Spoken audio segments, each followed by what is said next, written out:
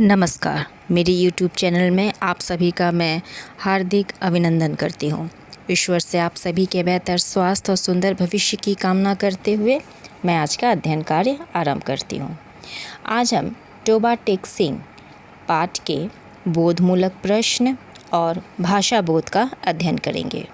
तो बोधमूलक प्रश्न के साथ हम आज का अध्ययन कार्य आरंभ करते हैं। बोधमूलक प्रश्न। प्रश्न संख्या 1। और यह भी कौन सीने पर हाथ रखकर कह सकता है कि हिंदुस्तान और पाकिस्तान दोनों किसी दिन सिरे से गायब ही हो जाएं? उद्धृत पंक्तियों में निहित भाव को स्पष्ट कीजिए। उत्तर। उपर्युक्त पंक्ति सआदत हसन मंटो की लिखित बहुचर्चित कहानी टोबा टेक सिंह पाठ से ली गई है।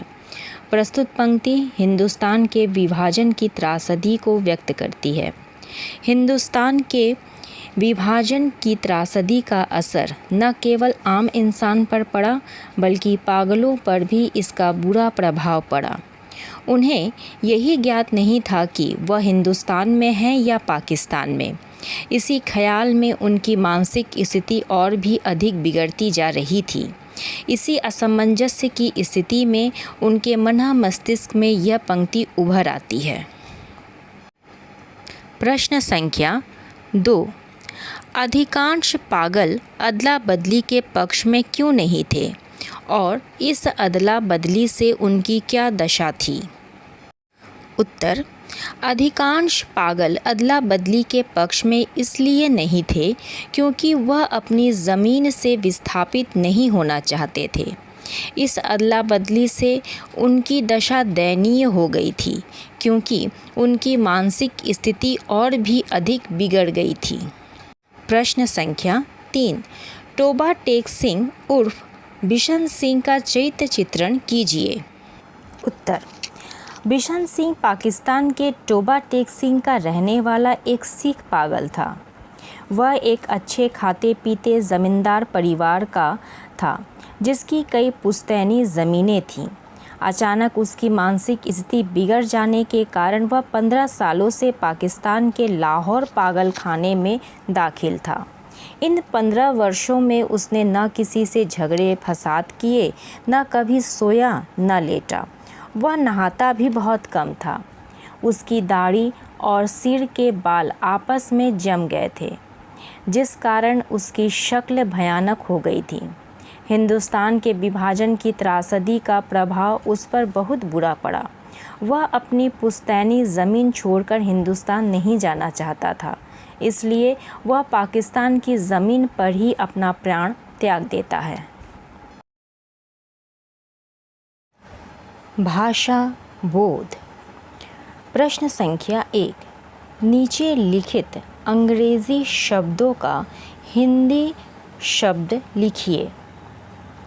कॉन्फ्रेंस सभा, इंजीनियर अभियंता, प्रैक्टिस अभ्यास, ब्रेकफास्ट सुबह का नाश्ता, गवर्नमेंट सरकार, एनेक्स उपभवन, सुप्रिटेंडेंट अधीक्षक।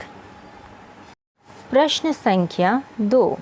नीचे दिए गए वाक्यों में से पहचान कर बताइए कि इनमें साधारण, संयुक्त और मिश्र वाक्य कौन से हैं। क।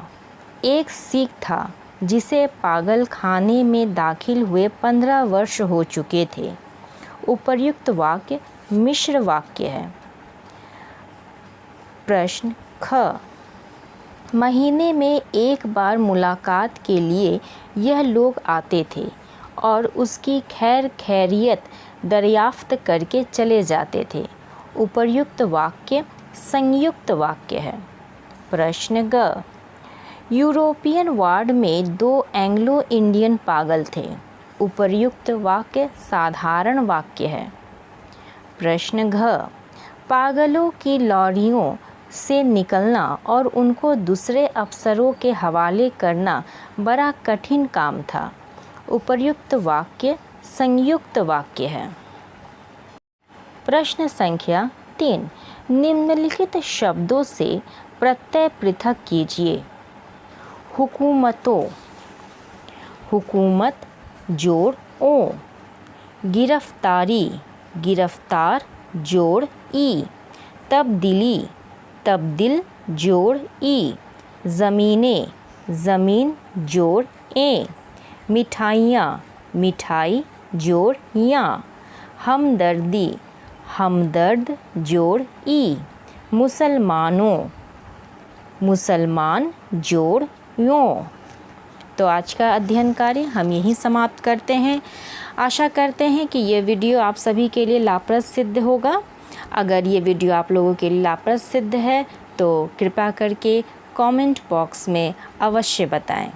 तो तब तक के लिए इजाज़त दें, फिर मिलेंगे एक नए वीडियो के साथ। तब तक लिए आप सभी स्वस्थ रहें, सुरक्षित रहें। धन्यवाद।